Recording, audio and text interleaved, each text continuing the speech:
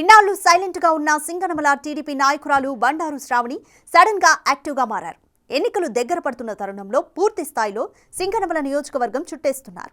ఈసారి తప్పకుండా టీడీపీ జనసేన కూటమి భారీ మెజారిటీ సాధిస్తుంది అంటున్న బండారు శ్రావణితో మా ప్రతినిధి Yoganand face to face. Singanamala నియోజకవర్గంలో టీడీపీ ఇన్ఛార్జ్ బండారు శ్రావణి పూర్తిగా యాక్టివ్ అయ్యారు. మనతో మాట్లాడేందుకు బండారు శ్రావణి మేడం, ఎలా జరుగుతుంది ప్రోగ్రామ్, భవిష్యత్తు గ్యారెంటీ ప్రోగ్రామ్? మీరే చూస్తున్నారండి, ఒక పసుపు సునామీని అన్నది ఇవాళ మనం చూస్తూ ఉన్నాము.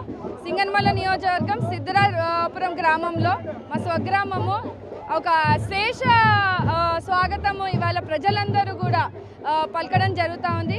ఖచ్చితంగా తెలుగుదేశం జనసేన కూటమితో ఉండే గవర్నమెంట్ ఖచ్చితంగా ఫామ్ అవుతుంది. మేమందరం కూడా బాబు గారికి, పవన్ కళ్యాణ్ గారికి మేము ఓట్ వేసేది అని కూడా ఖచ్చితంగా ప్రజలందరూ కూడా బయటికి వచ్చి చెప్తా ఉన్నారు.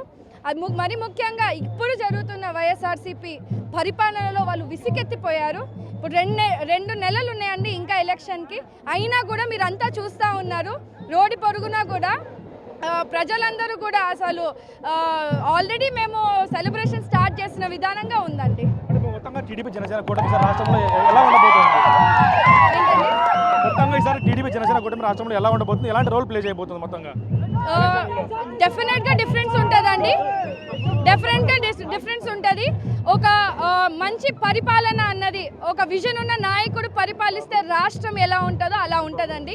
మనమంతా చూసుకున్నాం, గత 5 సంవత్సరాలు రాష్ట్రాన్ని అంతా అల్లకల్లోలం చేసి ఒక రాక్షస పాలనను తీసుకొచ్చి రాజారెడ్డి రాజ్యాంగాన్ని అమలు చేస్తూ ఇవాళ ఒక ప్రజా వ్యతిరేక పనులు చేస్తూ జరుగుతున్న ఈ గవర్నమెంట్ని ఖచ్చితంగా చంద్రబాబు నాయుడు, పవన్ కళ్యాణ్ గారు తీసుకున్న నిర్ణయాలకు మేమంతా కూడా కట్టుబడి ఉంటాము. ప్రజల సంక్షేమ పాలన అన్నది ఖచ్చితంగా వస్తుంది. ప్రజలు తిరిగారు కదా, మీరు ఏ సమస్య గుర్తించారు ఇవాళ? కానీ నేను ఇంత ముందు కూడా 3-4 ఏళ్ళుగా మీరు ప్రజలకు తిరుగుతూనే ఉన్నారు. ముఖ్యంగా ఏ సమస్య గుర్తించారు ఎక్కువగా? మరి ముఖ్యంగా సింగనమల నియోజకవర్గంలో అండి నీటి సమస్య అన్నది ముందు నుంచి ఉందండి. వాళ్ళు చేసిన హామీలు కేవలము వాళ్ళు అడ్వర్టైజ్మెంట్ మాత్రమే సరిపోయింది. ఇంటింటికి మంచినీటి ఇస్తానని చెప్పి కూడా ఇవాళ 5 సంవత్సరాలు వస్తున్నా ఏ గ్రామానికి కూడా వాళ్ళ కాలుకు కూడా నీళ్లు ఇవ్వలేని పరిస్థితిని మనం చూస్తూ ఉన్నాము. ప్రజలందరూ కూడా ప్రతి గ్రామంలో కూడా మంచినీటి సమస్యని ఇవాల్టి వరకు కూడా చెప్తా ఉన్నారు. మేము ప్రతిపక్షంలోని మా ట్రస్ట్ తరఫు నుంచి, పసుపుల ట్రస్ట్ తరఫు నుంచి కూడా ట్యాంకర్లు పంపిస్తూ ఉన్నాము. గత 4 సంవత్సరాల నుంచి కూడా వాళ్ళు ఎప్పుడు కూడా మేము అందుబాటులో ఉండి పంపిస్తూ ఉన్నాము. వాళ్ళు ప్రజల్లో ఉండి వాళ్ళు ఇప్పుడు గవర్నమెంట్ ఫామ్ చేసినా కూడా మంచినీటిని సరఫరా అందించలేని విధంగా, మరి ముఖ్యంగా అన్ని వర్గాలండి, రైతులు కానీ, యువతి కానీ, మహిళలు కానీ, ప్రతి ఒక్కరు, మొన్న కానీ మనం చూసుకుంటే అంగన్వాడీ టీచర్లు, ఇవాళ చూసుకుంటే ఆశా వర్కర్లు, ప్రతి ఒక్కరు కూడా ఇబ్బంది పడే విధంగానే వాళ్ళు పరిపాలిస్తూ ఉన్నారు. వాళ్ళు ఇచ్చే సంక్షేమం అరాకొర సంక్షేమమే, ఏది కూడా సంపూర్ణంగా ప్రజలకు అందిన విధి లేదు. వాళ్ళు ఖచ్చితంగా ఏదో రాక్షస పాలన ఏమంటారు, ఎస్సీ నియోజకవర్గము ఏది చెప్తే అది పడి ఉంటారు, ఒక బానిస బతుకుల్ని ఇక్కడ తయారు చేసే విధంగా ఈ వైఎస్ఆర్సీపీ ప్రభుత్వం చేస్తూ ఉంది. దాన్ని అరికట్టడానికి ప్రజలందరూ సైతం బయటికి వచ్చారు.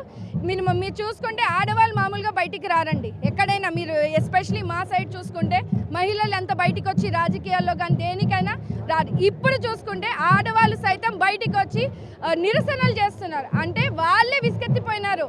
ఒక కుటుంబాన్ని నడిపించే ఆడవాళ్ళే ఇంత భారం వాళ్ళ మీద మోస్తూ, వాళ్ళ హస్బెండ్స్ని చూస్తే మందుకి బానిసం చేస్తూ, అది కల్తీ మందుని ఇస్తూ, యువతను చూసుకుంటే ఉద్యోగ అవకాశాలు లేకుండా, వాళ్ళకి సంస్థలు తీసుకురాకుండా ఉన్న సంస్థలు పోగొట్టి యువత అంతా కూడా తప్పుదారి పట్టే విధంగా కూడా మనం చూస్తూ ఉన్నాం. ఎన్నడూ లేని పరిపాలనని మనం ఇవాళ చూస్తూ ఉన్నాము.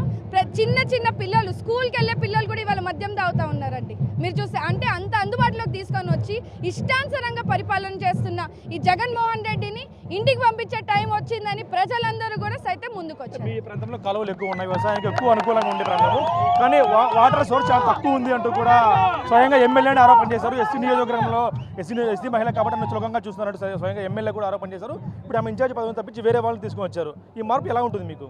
డెఫినెట్గా అది మాకు ప్లస్ అవుతుందండి. ఎందుకంటే ఎమ్మెల్యే గారే స్వయంగా చెప్పడము, ఇక్కడున్న పరిస్థితులను ఆవిడ ధైర్యంగా ఎదుర్కోలేకపోవడం, గవర్నమెంట్లో ఉండి కూడా తను పడ్డ ఇబ్బందులను కూడా తను బయటకు వచ్చి చెప్పడం అన్నది కూడా యాక్చువల్లీ చెప్పాలంటే చాలా బాధాకరము. తను డెఫినెట్గా ఫైట్ చేసిందని కూడా అందరూ అనుకుంటున్నారు, కానీ అట్లాంటి పరిస్థితి మనం చూస్తూ ఉన్నాం, ఇంకా కొనసాగుతూనే ఉంది. వైఎస్ఆర్సీపీ ప్రభుత్వం వచ్చినప్పటి నుంచి కూడా ఎక్కడా కూడా స్వాతంత్రం లేని సందర్భాలు మనం చూస్తూ ఉన్నాం. డెఫినెట్లీ ఉందండి. మీరు చూస్తూ ఉన్నారు, గవర్నమెంట్లో ఉన్న ఎమ్మెల్యే గారే చెప్తున్నారని అంటే వాస్తవంగా కింది స్థాయి ప్రజలు ఏ రకంగా ఇబ్బందులు పడతా ఉన్నారో చూడండి. ఎందుకంటే ఒక పెన్షన్ అడగాలంటే భయపడతా ఉంది. వాలంటీర్ వ్యవస్థ పెట్టినారు. నిజం చెప్తున్నానండి, వాలంటీర్ వ్యవస్థ పెట్టి ఆ బిడ్డల భవిష్యత్తును నాశనం చేస్తున్నారు ఇవాళ.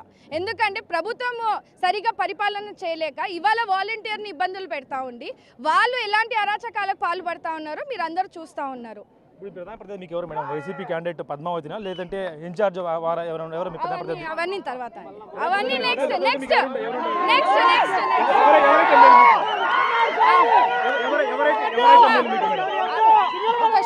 అన్న.